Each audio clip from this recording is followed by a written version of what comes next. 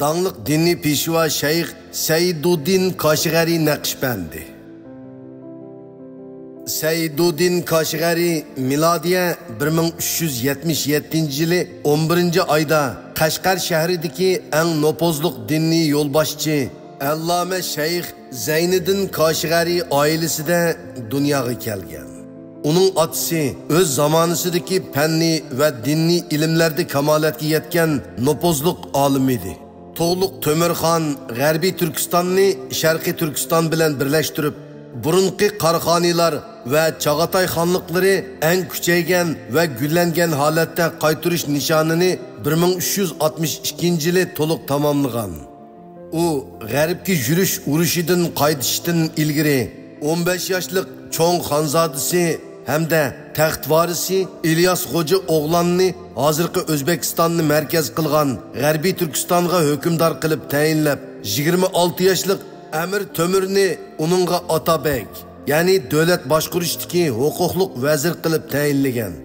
Afsuski, bir yildan keyin Ramzon oyida To'g'liq To'mirxon tuyuqsiz vafot bo'lgan.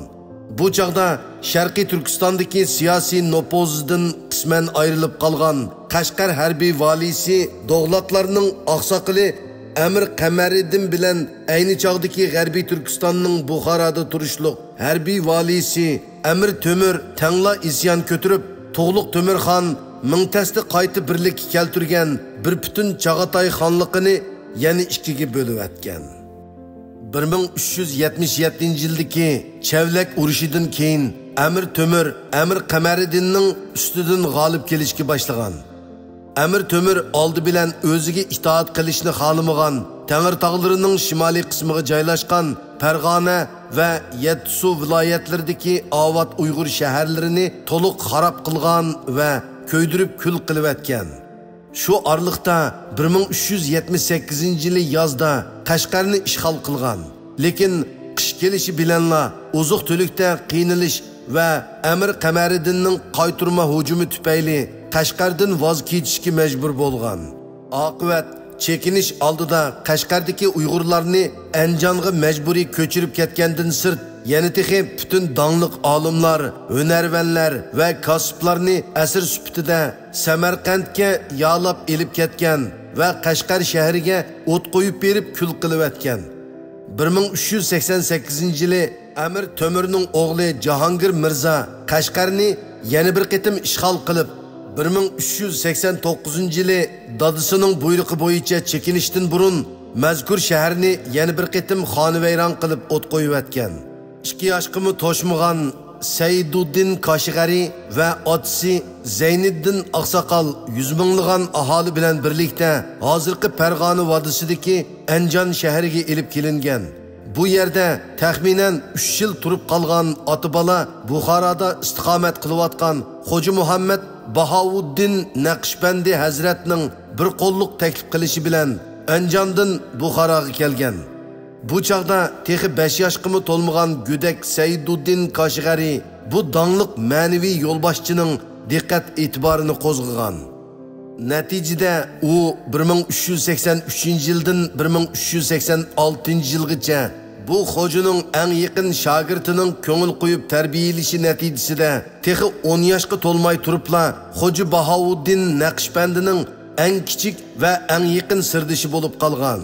Ustozining vafotidan keyin Saiduddin Kashgari Buxorodan Xurosonga yo'tkilib, Xuroson diyorining allomasi Mavlona Nizomiddin hazratdan din, shariat va fiqhi bilimlarini, Jaloliddin al-Barobiy hazratdan tariqat bilimlarini o'rgangan. Bu mezgilda uning shuhrati Xurosonning hamma yeriga pur ketgan. Chunki shu chaqda ham shariat ham tariqatga oid bilimlarni tang va to'liq saviyada o'zlashtirib chiqqanlar yo'q deyarlik edi. Shunga Qashqardan kelgan bu kishi Xurosondagi har qaysi dinni iqimlar va ularning atamanlarining birdek yuksak hurmatiga sazovor bo'lgan edi. Xuroson olimlarining birdek ching turishi bilan Saiduddin Kashgari Xurosonning bosh markazi Hirotda to'p-to'g'ri 44 yil turib qolgan. Bu mezgilda u Hirotdagi donliq oliy bilim yurti bo'lmish saltanat madrasasida ham shariat ham tariqat bilimlari bo'yicha muddarislik qilgan va tangtush olimlar bilan ilmiy suhbatlarda bo'lgan. Bu mezgilda Buxoro va Samarqanddagi shariat va tariqat peshvolari Xurosonga jam bo'lib, Sayduddin Koshg'ariyni Naqshbandiya iqimining yangi katiboshligiga tanlagan. Chunki ayni chaqda uningdan boshqa Xo'ja Bahouddin Naqshbandidan bevosita ta'lim olgan birmi diniy peshvo hayot qolmagandan sirt uningdan boshqa diniy va fanniy bilimlarda tangli kamolatga yetgan olim yo'q edi. 1452-yili Xuroson va Mavaraun Nahirning vaziyati asosan yaxshilangandan keyin Sayduddin al-Koshg'ariy o'zining yaqinlaridan hisoblangan Alisher Navoiy va uning otasi G'iyosiddin kichik Axunni Iroqdan Hirotga taklif qilib akelgan. Shu chaqdagi Xuroson hukmdori Ubulqosim Bobur Mirzomu Alisher Navoiyni himoyasiga ilib, davlat ishlarini boshqarishga qatnashtirgan. Alloma Sayduddin Koshg'ariymu 1456-yili 22-iyun Hirot shahrida vafot bo'lgan. Alloma Sayduddin Koshg'ariy o'rta asrdagi Uyg'ur va Paris klassik shoirlari va buyuk olimlaridan Alloma Abdurahmon Jami, Mavlana Abaydullah Lutfi, Sakkaki va Alisher Navoiylarni bir qo'lliq yetishtirgan gigant shaxs edi.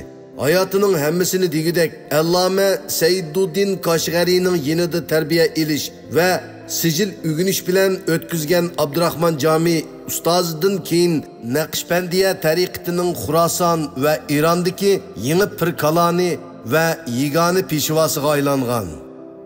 Sayduddin Koshg'ariy o'z hayotida nurg'un asarlarni yozgan.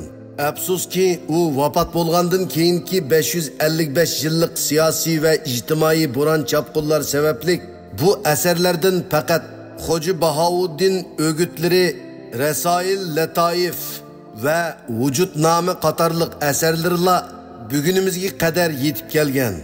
Undan sirt uning nevrisi Shayx Alloyiddin Koshg'ariy bo'g'ilari haqida yozgan Shayx Zayniddinning ish izlari nomli tarix kitobida ikki bo'g'isi haqida nihoyat qimmatli ma'lumotlarni bergan.